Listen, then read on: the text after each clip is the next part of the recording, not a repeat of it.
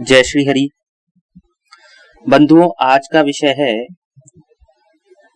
कि गोचर में दुष्ट ग्रह हो अथवा कहीं भी कुंडली में दुष्ट ग्रह हो तो उनकी शांति के लिए हमें क्या करना चाहिए जिससे वो दुष्प्रभाव ना दें और शांत हो जाएं, कल्याण करें।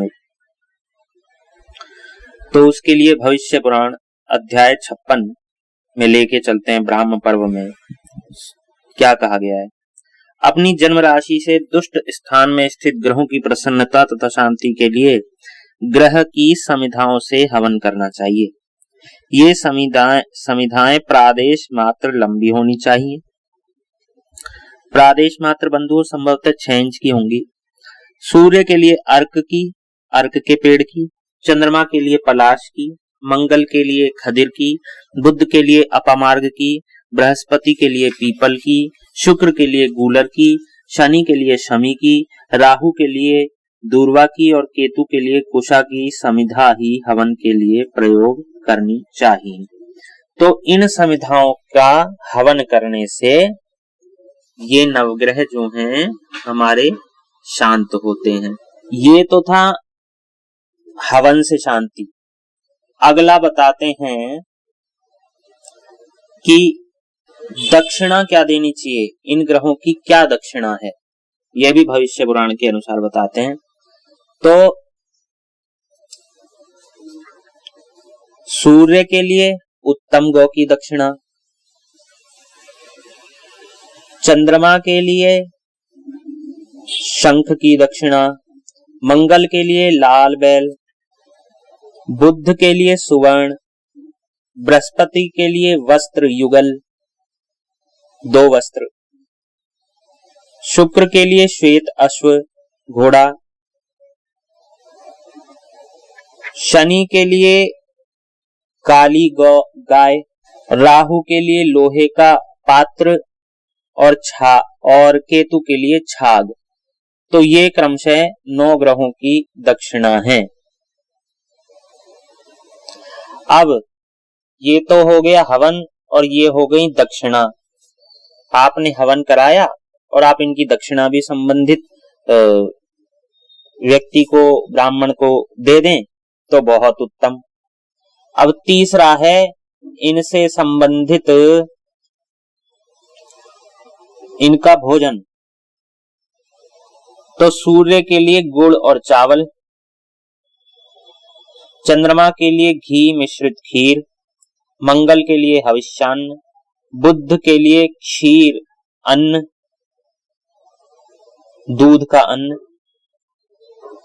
बृहस्पति के लिए दही और चावल, शुक्र के लिए घी, शनि के लिए तिल और उड़द के बने पकवान, राहु के लिए गूदों वाला फल और केतु के लिए चित्रवर्ण का भात और कांजी। ये क्रमशः नवग्रहों के भोजन हैं। और इसके संबंध में आगे कहा गया, जैसे शरीर में कवच पहन लेने से बाण नहीं लगते, वैसे ही ग्रहों की शांति करने से किसी प्रकार का उपघात नहीं होता, ऐसा कहा गया है। अहिंसक जितेंद्रिय नियम में स्थिर और न्याय से धनार्जन करने वाले पुरुषों पर ग्रहों का सदानुग्रह रहता है। यश, धन, संतान की प्राप्ति के लिए, अनावृष्टि होने पर, आरोग्य प्राप्ति के लिए तथा सभी उपद्रवों की शांति के लिए ग्रहों की सदा पूजा करनी चाहिए। संतान से रहित, दुष्ट संतान वाली, मृत वत्सा अर्थात जिसकी संतान होके मर जाए, मात्र कन्या संतान वाली स्त्री, संतान दोष की निवृत्ति के लिए, जिसका राज्य नष्ट हो गया हो वह राज्य के लिए, रोगी पुरुष रोग शांति के लिए अवश्य ग्रहों की शांति करे, ऐसा मनीषियों ने कहा है। तो ये था बंधुओं कैसे ग्रहों की शांति करनी चाहिए।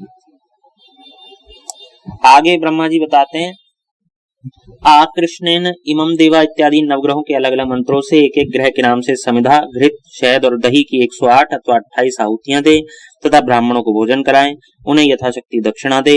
जो ग्रह जिसके गोचर अथवा कुंडली में दुष्ट स्थान पर स्थित हो उसे उस ग्रह की यत्नपूर्वक पूजा करनी चाहिए। हे महादेव, मैंने इन ग्रहों को ऐसा वर दिया है कि लोगों द्वारा तुम सब पूजित होगे राजाओं का उत्थान और पतन तथा मनुष्यों का उदय और संपत्तियों का नाश ग्रहों के अधीन है, इसलिए ग्रह शांति अवश्य करनी चाहिए। ग्रह गाय, राजा, गुरुजन तथा ब्राह्मण पूजन करने वाले व्यक्ति को सब प्रकार का सुख प्रदान करते हैं। इनका अपमान करने से मनुष्यों को अनेक प्रकार के दुख मिलते हैं। यज्ञ करने वाले, सत्यवादी, जप, होम, उपवास आदि में तत्पर धर्मात्मा पुरुषों की सब बाधाएं शांत हो जाती हैं। एक और बात नीचे कही गई है, दुष्ट ग्रहों की शांति के लिए ब्राह्मणों को तिल प्रदान करे अथवा घी के साथ तिलों का हवन करे और देवताओं को धूप दे। तिल देवताओं के लिए स्वाहा रूप अमृत, पितरों के लिए स्वधा रूप अमृत तथा ब्राह्मणों के लिए आश्रय स्वरूप कहे गए हैं। ये तिल कश्यप जी के अंग से उत्पन्न हुए हैं तथा देवता एवं पितरों को अति प्रिय हैं। स्नान, दान, हवन, तर्पण और भोजन में परम पवित्र माने गए हैं। तो ये था कि नवग्रहों को शांत कैसे करना है। धन्यवाद। जय श्री हरि।